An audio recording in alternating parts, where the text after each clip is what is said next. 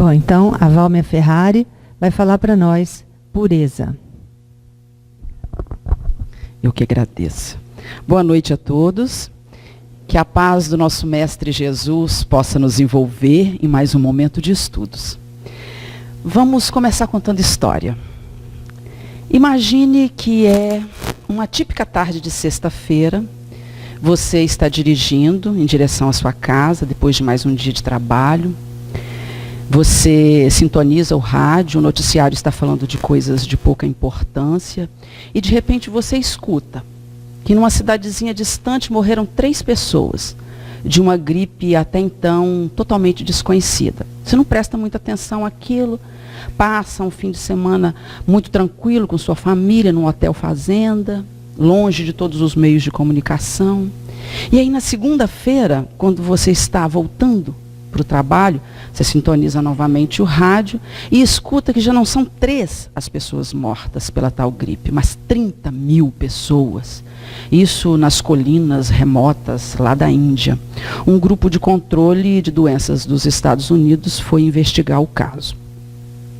Na terça-feira, essa já é a notícia mais importante, ocupando as primeiras páginas dos principais jornais do mundo. E o problema já não está restrito à Índia, mas também atinge boa parte do Oriente Médio. E a notícia se espalha pelo mundo, estão chamando a doença de la influenza misteriosa. E todos se perguntam o que nós faremos para controlá-la. Então uma notícia surpreende a todos. A Europa fecha as suas fronteiras. A Europa já não recebe voos nem da Índia, nem do Oriente Médio, nem de nenhum lugar que ouviram falar de casos da tal doença. E por causa do fechamento das fronteiras, você está ligado em todos os meios de comunicação, não tanto pela doença em si, mas por causa do impacto econômico que isso pode trazer para o mundo. E de repente, num desses canais de comunicação que você está escutando, você ouve que num hospital lá em Paris, 2 mulheres acabam de morrer, também por causa da influenza misteriosa. Pânico na Europa. As informações dizem que quando a pessoa contrai o vírus, em questão de uma semana, ela desenvolve sintomas terríveis que culminam fatalmente com o óbito. Uma semana. É tudo que se tem. No dia seguinte, o presidente dos Estados Unidos fecha também as suas fronteiras, o mundo entra em pânico, as pessoas já não querem sair de casa e as mais corajosas começam a se reunir nas praças, nas casas espíritas, nos ginásios de esporte, enfim, nos campos de futebol, todas fazendo preces pela descoberta da cura. E de repente, num desses locais onde as pessoas estão reunidas, alguém entra gritando, liguem o rádio, pessoas estão morrendo também em Nova York. Em questão de horas, parece que aquela coisa invadiu o mundo inteiro. Os cientistas trabalham dia e noite em busca da cura, em busca de algo que consiga frear, deter a replicação daquele vírus, mas nada funciona. E de repente vem a notícia tão esperada. Conseguiram isolar, decifrar o RNA do vírus e será produzido uma vacina a partir desses conhecimentos. Só que para isso é necessário o sangue de uma pessoa que não tenha tido qualquer contato com aquela área infectada e que ainda possua certas características muito específicas. Um sangue muito raro.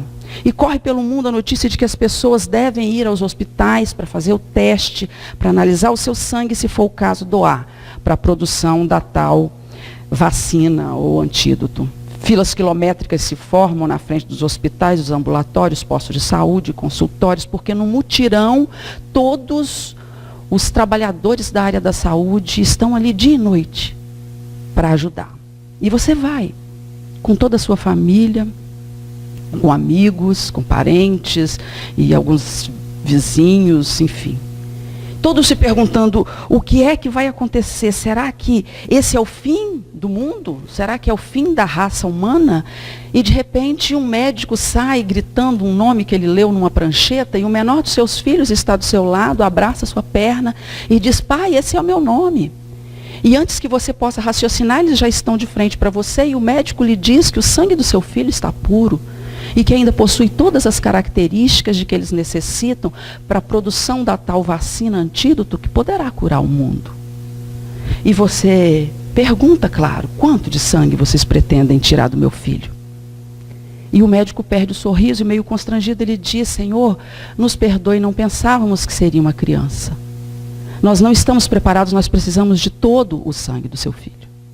E você está estarrecido e trata de contestar aquilo, mas Senhor, mas o médico nem te deixa falar, ele diz, o Senhor não compreende, nós estamos falando da cura para o mundo inteiro. Assine aqui, Senhor, por favor. Enquanto o Senhor hesita, milhares de pessoas estão morrendo pelo mundo. E você está estarrecido, você está sem palavras, mas o seu filho te surpreende. Quando ele olha para você e diz, pai, assine, é para salvar o mundo inteiro, eu vou. O médico insiste, assine. As pessoas das filas te olham com um olhar de súplica, pelo amor de Deus, assine. E você nem sente a caneta entre os dedos. Quando assina, e a última coisa de que você se lembra, antes de perder os sentidos, é de ver o seu filho se afastando, de mãos dadas, com aqueles homens de branco. E na semana seguinte, quando fazem uma cerimônia para homenagear o seu filho, algumas pessoas preferem ficar em casa, assistir um programa na TV ou ver um jogo de futebol. E aquelas outras que vêm agem como se aquilo não tivesse a menor importância para elas, e você tem vontade de gritar. Ele aceitou se sacrificar por vocês, vocês não se importam com isso. Talvez seja isso o que Deus esteja tentando nos dizer nesse momento da história do mundo. Vocês não se importam, vocês não percebem o imenso sacrifício que Jesus fez por vocês, vocês não se importam com isso? E parece, amigos, parece que a gente não tem se importado mesmo muito. Parece que o mundo anda esquecido o quanto a vida e a morte desse homem significou para cada um de nós. Do quanto ele se doou para que todos nós pudéssemos ter um referencial de saúde e de sanidade espiritual. Hoje o tema do nosso estudo é pureza, porque pureza é o capítulo 11 do livro Religião dos Espíritos. A psicografia é do Chico Xavier, o espírito é Emmanuel, e Emmanuel fala de Jesus nesse capítulo do Religião dos Espíritos. E por um motivo muito óbvio, nós também decidimos falar sobre o Mestre Jesus. Porque ninguém em toda a história da humanidade pode ser comparado em pureza a esse homem fantástico que esteve aqui há 2000 anos, convidando as pessoas a pensarem acerca do verdadeiro significado das suas vidas. Um homem com suas palavras, os seus gestos, as suas atitudes, revolucionou o mundo e o espírito humano. Mas nós de antemão gostaríamos de prevenir os senhores uma coisa. Hoje esse estudo, ele não tem o propósito de nos deixar confortáveis, propositalmente. Na verdade, o que nós queremos hoje é incomodar mesmo. Sacudir um pouco do pó que nós viemos permitindo que se depositasse em cima das nossas lembranças, em cima do entendimento que a gente deveria ter acerca daquilo que aconteceu quando Jesus passou por aqui. Então nós vamos prevenir os senhores que hoje nós vamos mexer em feridas bem antigas. Feridas que muitas vezes a gente não queria mexer. Nós vamos falar de gritos que a gente tem tentado manter em silêncio. Nós vamos falar de verdades que a gente tem preferido nem tocar, nem comentar. E nós vamos falar de dores que a gente vem anestesiando ao longo desses 2000 anos que faz que Jesus passou por aqui. Nós queremos falar também da capacidade que a gente veio desenvolvendo de ao longo do tempo, fazer de conta que a gente não entendeu direito o que aconteceu. Que a gente não entendeu direito o que ele quis dizer com tudo aquilo que aconteceu com ele. Segundo a questão 632, e esse capítulo desse livro fala, Emmanuel comenta essa questão 632 do Livro dos Espíritos. Emmanuel diz para a gente que não é possível nós fazermos o mal. Na verdade, Emmanuel não, desculpa. Os Espíritos nos dizem que não é possível nós fazermos o mal para o outro, achando que estamos fazendo bem, porque nós temos um fiel da balança. E o fiel dessa balança é a nossa pele, é a nossa própria dor. Então, é claro que se dói em mim, vai doer também no outro. E por isso foi que Jesus nos disse para que nós fizéssemos ao próximo aquilo que nós gostaríamos que o próximo nos fizesse. Mas muitas vezes nós temos feito de conta que a mensagem que Jesus nos trouxe não tinha a profundidade que na verdade tem. Porque nós temos medo de sair da zona de conforto que nós criamos para as nossas vidas. Já pararam para pensar se Jesus tivesse optado por não sair da sua zona de conforto? Se ele tivesse pensado, eu vou encarnar lá na terra nada, para quê? Vou ser perseguido, vou ser humilhado, rejeitado, traído, no final de tudo esse povo ainda vai me pregar numa cruz? Vou não, vou ficar por aqui. Já pensaram? Ele podia ter ficado no mundo feliz dele e mandado uma meia dúzia de emissários para fazer o papel dele. Mas ele quis vir. Emmanuel, num livro, no Vinha de Luz, num texto muito bacana chamado Não Te Canses, ele fala uma coisa muito legal. Ele diz que quando o buril começou a ferir o bloco de mármore embrutecido, a pedra em desespero clamou contra o próprio destino. Mas depois, ao perceber-se admirada, encarnando uma das mais belas concepções artísticas da humanidade, louvou o cinzel que a dilacerara. Jesus conhecia a importância do buril. E ele quis nos falar sobre ela.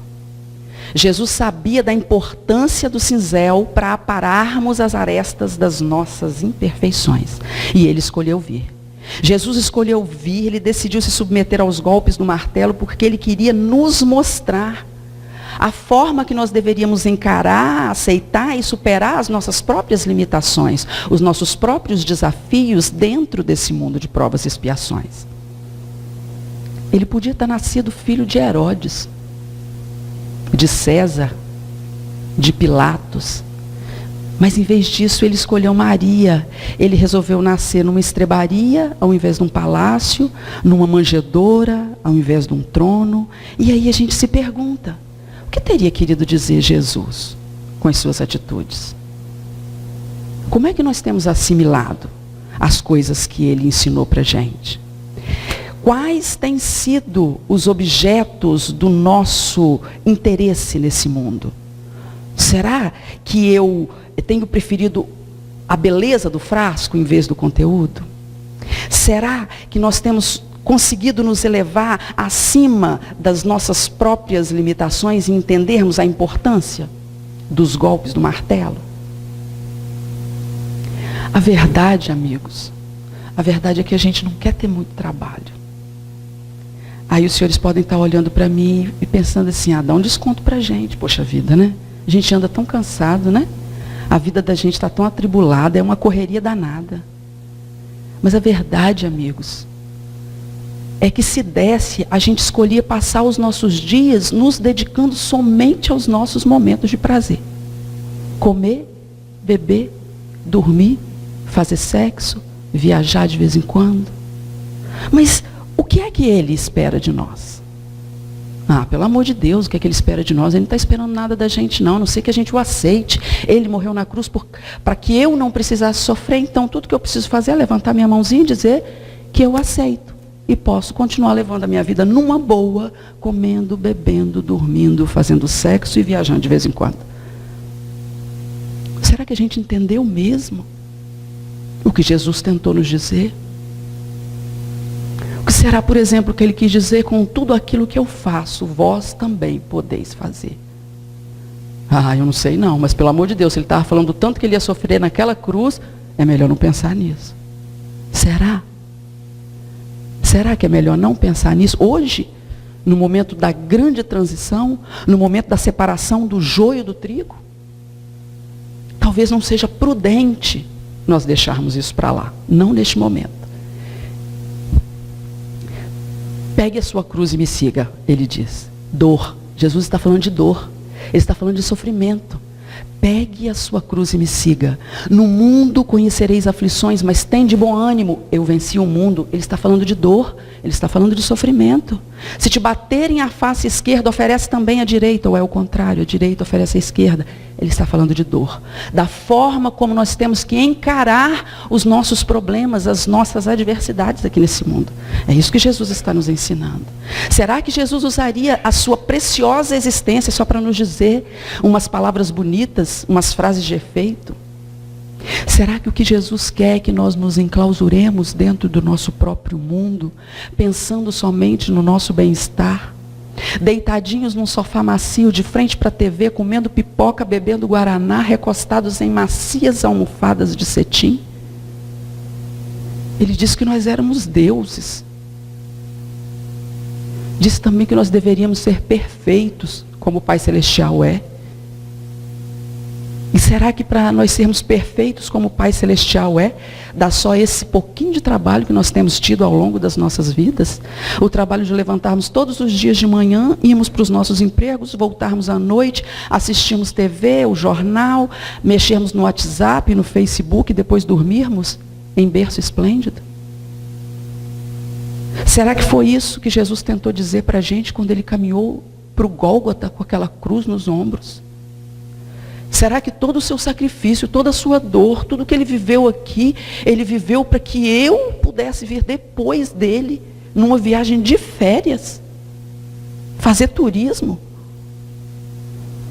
Alguma coisa nos diz aqui dentro que tem que ter alguma coisa errada com essa nossa maneira de interpretar aquilo que ele viveu, aquilo que ele tentou ensinar para a gente. No capítulo 3 do Evangelho de João, nós vamos ver a promessa de Jesus acerca do Consolador prometido. Jesus diz assim: eu irei antes, para vos preparar o caminho, mas pedirei ao Pai, que vos envie outro Consolador. Esse outro ficará convosco para sempre, vos dirá todas as coisas, e vos fará recordar tudo o que eu vos tenho dito. Aí a gente... um avião... Aí a gente pensa, Espiritismo, que bacana, bendito seja o Consolador prometido. Mas eu vou dizer um negócio para os senhores: se o Espiritismo é o Consolador prometido, ele é também um balde d'água fria no nosso comodismo. Porque o Espiritismo ele vem dizer para a gente que não basta não fazer o mal, é preciso fazer o bem. Aí a gente olha e diz: mas Espiritismo, fazer o bem dá um trabalho. E eu ando tão cansada, né? A correria da vida está tanto, meus joelhos estão desconjuntados, minha coluna está doendo. Amigos, hoje nós queremos falar então da pureza de um carpinteiro que nasceu, alguns dizem que nasceu lá em Belém, outros dizem que nasceu em Nazaré. Mas, para falar a verdade, isso não faz a menor importância, não faz a menor diferença para a gente, porque, na verdade, hoje nós estamos aqui para falar do homem, sabe? O homem que andou com pescadores, com leprosos, com prostitutas. Um homem que ousou amar os excluídos. Um homem que ousou fazer o bem, mesmo com todas as consequências que ele sabia que as suas atitudes lhe trariam. Queremos falar de Jesus, muito embora não dê para falar de Jesus sem nos defrontarmos com a nossa própria indigência espiritual. Não dá para falar do Mestre sem arrancarmos as cascas das nossas feridas e trazermos à tona coisas que a gente tem preferido durante esse tempo todo, deixar quietinho, sem mexer. Esse homem fantástico usou, quando esteve aqui, cada minuto do seu tempo, cada pensamento da sua mente, cada gota do seu sangue, literalmente, cada gota do seu sangue. Eu não sei se os amigos sabem, mas segundo aí uns cientistas da área médica, no final da crucificação, Jesus já não sangrava mais. Não tinha mais sangue. Era água que vertia dos seus ferimentos. Esse homem usou tudo o que ele tinha, até o seu próprio sangue, para modificar o destino da humanidade inteira. Ninguém foi como ele. Na sua última semana de vida, o Mestre foi tentado, testado de todas as formas possíveis pelos seus opositores. Mas ele conseguiu silenciar todos eles. Quem de nós se lembra do nome de um daqueles fariseus, saduceus, herodianos, aquelas pessoas que o perseguiram? Mas ninguém esquece do Galileu que nasceu na estrebaria. Os fariseus, os escribas, saduceus e os herodianos, eles eram os grupos políticos que compunham a cúpula política de Israel naquela época.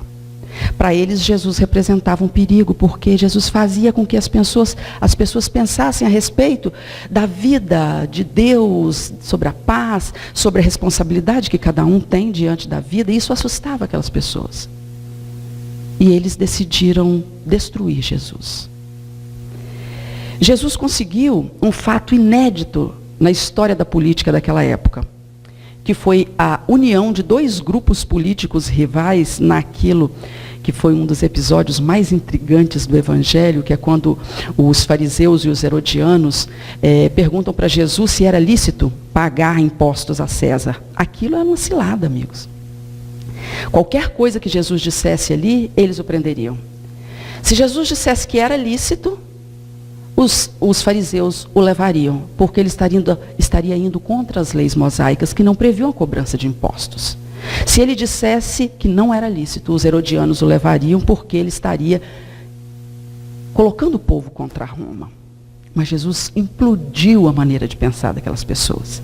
Jesus sabia o que ia na mente daquelas pessoas, qual era a intenção daquelas pessoas. Assim como Jesus sabia que também não era o momento dele ser preso. Ele tinha outros planos para encerrar sua trajetória aqui na terra. Então, o que ele faz é pegar a moeda e de quem é esta imagem? Ah, é de César. Então, dê a César o que é de César e a Deus o que é de Deus.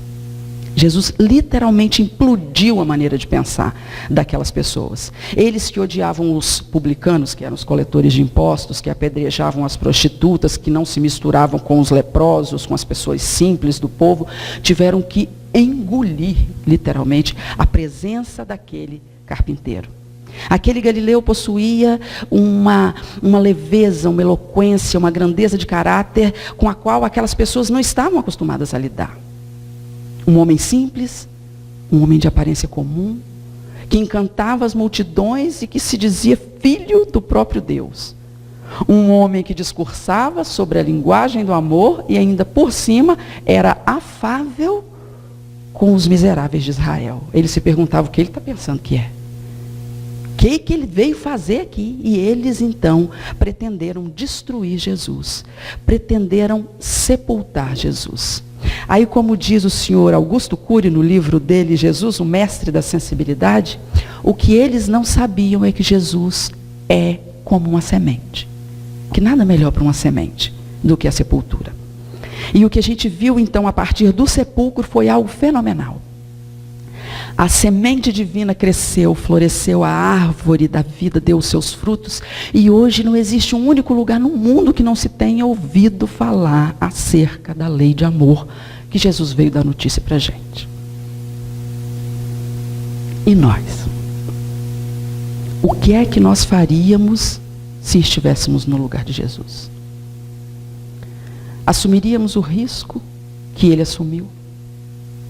Salvaríamos adúlteras do apedrejamento, comeríamos na casa dos coletores de impostos, nos misturaríamos com as pessoas simples, com os pescadores?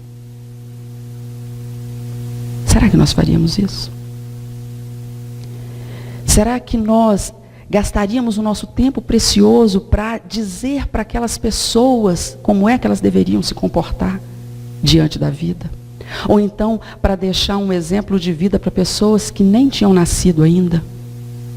Ou então, para que numa noite de terça-feira, numa casa espírita chamada Sociedade de Estudos Espíritas Irmão Tomé, nós nos reuníssemos para relembrar a sua trajetória? Amigos, Jesus nos conhece pelo nome. Ele sabe quem é cada um de nós. Cada um de nós é importante para Jesus.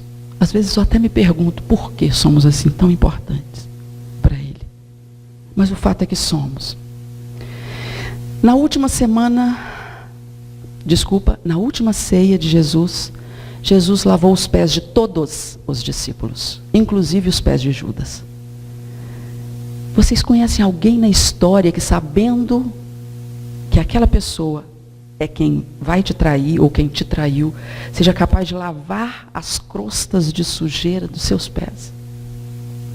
É surpreendente para a gente que não tolera, sabe, a mínima ofensa, que se ressente terrivelmente com um amigo porque ele fez um comentário irônico a nosso respeito, que Jesus não somente tenha aceitado a traição de Judas, mas que ele tenha lavado e retirado as crostas de sujeira que Judas tinha nos pés. Quando Jesus terminou de lavar os pés de todos, Judas saiu para traí-lo. Era a última ceia, a chamada Santa Ceia. E Jesus havia dito aos seus discípulos, prestem atenção nisso que ele diz, está registrado no Evangelho de Lucas, no capítulo 22, versículo 15. Jesus diz assim: tenho desejado ansiosamente comer convosco esta Páscoa, antes de sofrer. Vamos até repetir. Tenho desejado ansiosamente comer convosco esta Páscoa, antes de sofrer. Consegue entender o que isso significa? Jesus estava na mesa ceando com seus discípulos e dizendo a eles que ele sabia que no outro dia ele iria sofrer. Que no outro dia iam acontecer coisas terríveis com ele. Amigos, o que é que nós faríamos se nós soubéssemos que estaríamos para morrer daquela forma? Será que nós ficaríamos? Aguardaríamos a chegada dos soldados que nos prenderiam, nos conduziriam ao suplício? A Páscoa, por que da Páscoa? Por que ele escolheu essa Páscoa? A Páscoa era uma festa comemorada anualmente pelo povo judeu para lembrar a libertação dos hebreus lá do jugo dos egípcios. A Páscoa era uma data muito especial, tinha um significado muito especial para aquelas pessoas e Jesus sabia disso.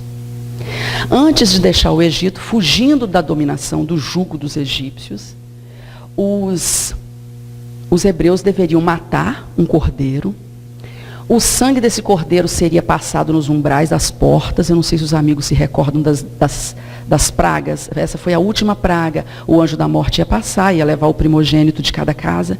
Então, o sangue serviria para mostrar onde era o povo escolhido, né? Onde o povo escolhido estava e o anjo da morte pulava aquela casa.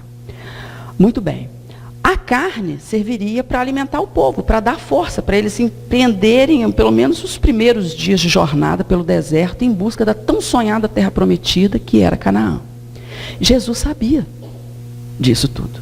Jesus conhecia o significado e a importância da Páscoa para aquelas pessoas e por isso exatamente Jesus tinha planos especiais para aquela Páscoa. Ele seria o cordeiro que libertaria não somente o povo de Israel, mas a humanidade inteira.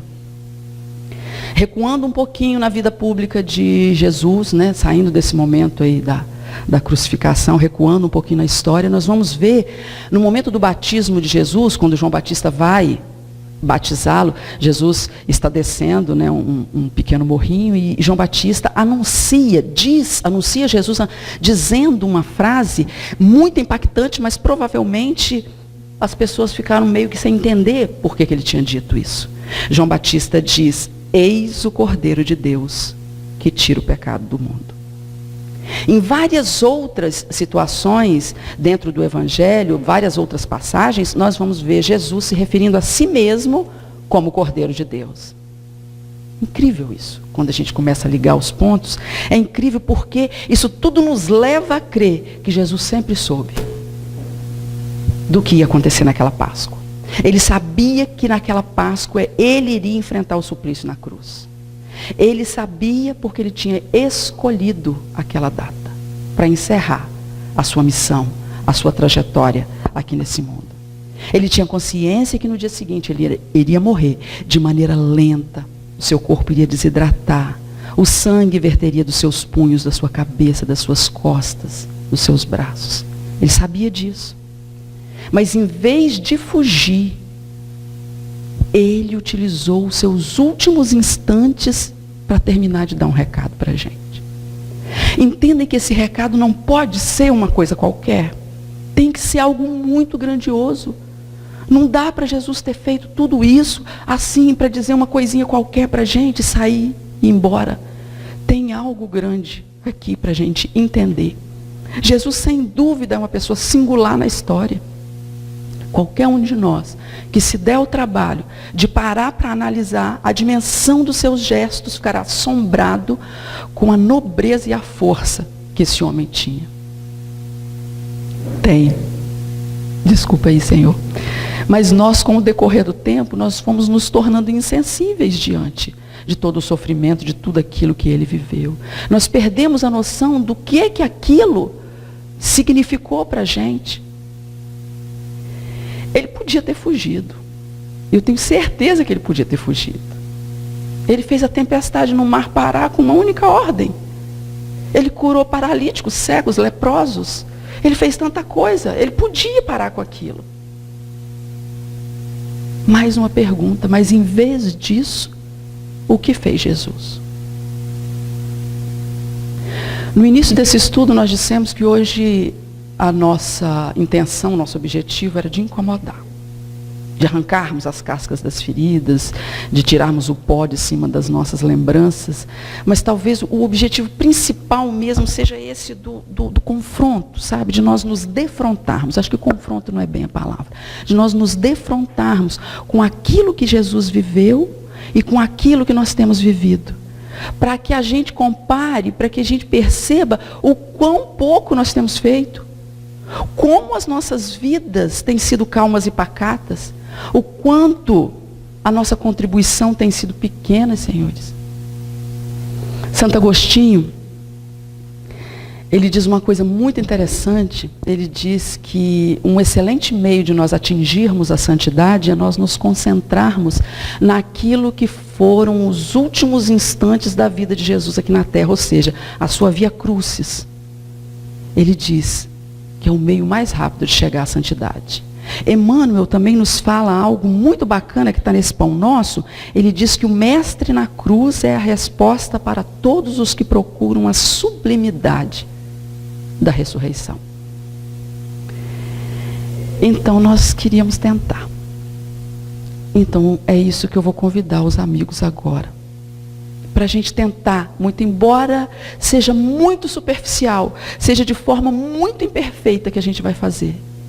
Mas nós vamos usar aí uns 10 minutinhos para tentar analisar um pouco desses sofrimentos de Jesus. Porque ele quis nos dizer algo com isso. Muito embora nós espíritas gostamos muito de ver Jesus fora da cruz. Mas nós não podemos ignorar que ele morreu na cruz. E que aquilo quis significar alguma coisa para a gente. Ele quis dizer para a gente alguma coisa. Vários estudiosos, médicos, cientistas ao longo dos séculos aí têm feito descrições pormenorizadas do que aconteceu com Jesus nos seus últimos momentos. E alguns cientistas da NASA, utilizando o carbono 14, que é uma substância que tem a capacidade de mostrar a data, a idade das coisas, analisaram o santo sudário, esse que está lá no Museu de Turim, na Itália, aquele tecido de linho que José de Arimateia presenteou para que fosse enrolado o corpo de Jesus, era uma tradição da época que o corpo fosse enrolado num tecido de linho. E aí, esses cientistas, ou melhor dizendo, um jornalista espanhol chamado J.J. Des, através de um livro chamado O Enviado, pega as análises desses cientistas da NASA e faz um livro absolutamente apaixonante, amigos. O que ficou registrado naquele tecido de linho, muito embora a gente também saiba que cientistas é assim, uma corrente puxa para lá, outra corrente puxa para cá, né? Alguns dizem que aquele tecido é falso, que não é verdade, que não tem essa idade. A outra corrente diz que sim, mas nós não estamos aqui para falar da polêmica. Nós estamos aqui para falar que o que ficou registrado naquele tecido é simplesmente surpreendente. Por exemplo, os cientistas concluíram que Jesus não se desenrolou. Quem quer que seja que tenha retirado, ou se Jesus saiu sozinho, de dentro daquele tecido, ele não foi desenrolado. Os cientistas dizem que Jesus esfumou. Aí nós fomos lá no dicionário para ver o que é esfumar. E esfumar é desaparecer pouco a pouco. Mas nós sabemos que Jesus não desapareceu pouco a pouco. Jesus, em menos de 3 dias, desapareceu de dentro daquele tecido de linho. Então, esse J.J. Benítez nos diz que é como se um calor muito grande tivesse tomado conta do corpo de Jesus, um calor suficiente para transformar o corpo de Jesus numa espécie de luz que evaporou através das fibras daquele tecido de linho. Um calor suficiente para deixar impresso naquele tecido um filme em 3D do corpo de Jesus. Esse filme negativo aqui mostra onde o Cristo havia sido ferido durante a flagelação e durante a crucificação. Todas as marcas de tortura pelas quais Jesus passou ficaram registradas naquele tecido de linho. Segundo essas análises, por exemplo, a flagelação aconteceu com chicotes que tinham tiras de couro múltiplas, eram 3, nas pontas das quais eram colocadas pequenas bolinhas de chumbo e pequenos ossos. Eu acho que eu não preciso dizer para os amigos qual era o objetivo desses pequenos objetos na ponta daquele chicote. Segundo essas análises ainda, os carrascos devem ter sido em número de 2, um de cada lado. E eles tinham estaturas diferentes, por causa das marcas que ficaram no corpo de Jesus. E nós, amigos, nós nos inquietamos com uma unha encravada. Nós pegamos dispensa e ficamos em casa, por causa de uma dor de dente. Mas por nos amar demais, demais, demais, Jesus foi açoitado até quase perder os sentidos. Depois veio o escárnio da coroação, com espinhos tão longos como os de acácia, segundo o Evangelho. Eles entrelaçam uma espécie de capacete, não era uma coroa, e aplicam aquilo sobre a cabeça de Jesus, fazendo ele sangrar muito. Os profissionais da área médica sabem o quanto o couro cabeludo é vascularizado, o quanto ele é capaz de sangrar. Pilatos, depois de mostrar aquele homem dilacerado, a multidão enfurecida, faz aquela célebre pergunta, e como a Joana de Ângeles diz, nós cometemos aí o maior erro da nossa vida, quando nós gritamos, solte Barrabás, crucifica Jesus. Depois disso, é colocado sobre os ombros de Jesus o braço horizontal da cruz, que devia pesar mais ou menos 50 quilos, o vertical, a estaca vertical, já estava plantada lá no Calvário, à espera. Jesus caminha com os pés descalços pelas ruas de terreno irregular, cheias de pedregulho, sendo puxado pelas cordas dos soldados, por um percurso de cerca de 600 metros. Jesus, cansado, arrasta um pé após outro, diversas vezes ele cai sobre o peso sob o peso da cruz. E ao contrário do que um amigo espírita nos disse esses dias, ele disse, Valmer, mas Jesus não sofreu nada disso, ele nem sentiu dores, porque Jesus era um espírito superior. Eu falei, meu filho, que é isso? Uma vez investidos da carne, nós estamos sujeitos a todas as leis que regem a matéria, e isso de forma alguma deixa Jesus menos importante do que ele é, muito pelo contrário. Porque mesmo sabendo tudo que ele ia passar, ele decidiu vir, ele escolheu vir, ele não correu daquilo, ele enfrentou toda aquela dor. É claro que com o poder que Jesus tinha, ele podia fugir, é claro que com sua força moral, ele podia dizer, para tudo isso aí, para o mundo que eu vou descer. Mas ele quis nos dizer algo com tudo aquilo, com todo aquele sofrimento, com toda aquela dor. Eu não sei se os amigos conseguem perceber isso, mas existe algo muito grandioso para Jesus ter passado por aquilo. Ele quer nos dizer algo muito grande. Muito bem. Sobre o Calvário, tem início a crucificação. Os carrascos o despojam, ou seja, retiram a sua túnica. Mas ela estava colada nas feridas. Lembra? Ele tinha sido chicoteado. Quem já retirou uma atadura de gaze de uma grande ferida sabe do que nós estamos falando. Eu não sei se alguém ali pensou em ser carinhoso naquele momento. Então eles colocam Jesus sobre o braço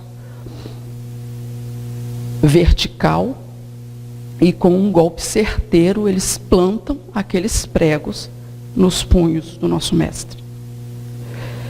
E nós, amigos, desistimos de acordar mais cedo para ir visitar um irmão que está enfermo, porque nós acordamos assim, meio indispostos. Mas Jesus, por nos amar demais, suportou a dor mais insuportável, segundo os cientistas da área médica, que é essa da lesão dos grandes troncos nervosos. Quando aqueles pregos foram plantados nos punhos de Jesus, o nervo mediano foi atingido. E uma dor dilacerante, capaz de fazer qualquer um de nós ter uma síncope, desmaiar de dor. Mas ele não desmaiou. E ele não desmaiou porque ele aceitou aquela dor. E ele aceitou aquela dor para nos dizer que no mundo nós teremos aflições. Mas que nós devemos ter bom ânimo, tudo vai passar.